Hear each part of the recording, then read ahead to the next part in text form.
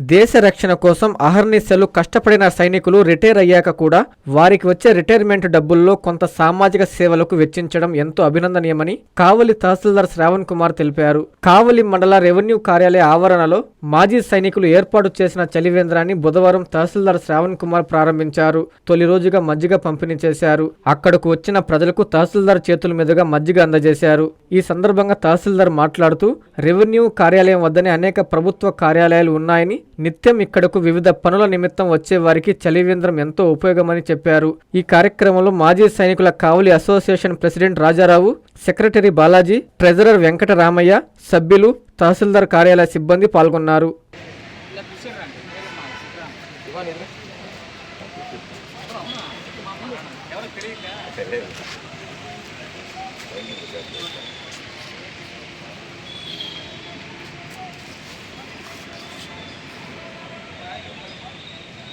అందరికీ నమస్కారం.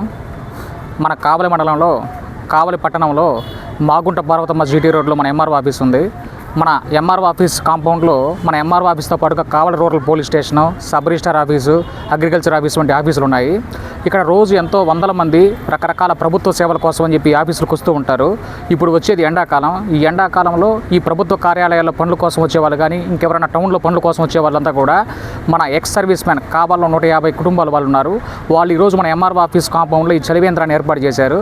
ఈ చలివేంద్రం ద్వారా వాళ్ళ దాహార్తిని తీర్చుకోవాల్సింది కోరుకుంటూ ఇన్నేళ్ళు దేశం కోసం సేవ చేస్తూ ఈరోజు రిటైర్ అయిన తర్వాత కూడా వాళ్ళకు వచ్చే పెన్షన్ డబ్బుల్లో నుంచి ఈ విధంగా మన కావలి మండలంలో కావలి పట్టణంలో రకరకాల సేవా కార్యక్రమాలు చేస్తున్న ఎక్స్ సర్వీస్ మెన్ని తహసీల్దార్ వారి కార్యాలయ తరపున మరోసారి అభినందిస్తూ ధన్యవాదాలు తెలుపుకుంటున్నాను. Thank you. ఈరోజు మంచి కార్యక్రమం. మన ఎక్స్ సర్వీస్ మెన్ అనేటువంటి మన సోదరులు, మన పెద్దవాళ్ళు ఈ కార్యక్రమానికి చలివేంద్రం ప్రారంభోత్సవానికి వచ్చారండి. గొప్ప విషయం. వాళ్ళ దేశం కోసం ఎంతో సేవ చేసి ఆ తర్వాత ఈ రోజు కూడా సేవా కార్యక్రమాల్లో పాల్గొంటుండే ఒక మంచి మనస్తత్వం ఉన్నటువంటి మన భారతీయ సైనికుల్ని సగౌరవంగా గౌరవించుకుంటూ వారికి మా ధన్యవాదాలు తెలుపుకుంటున్నాం.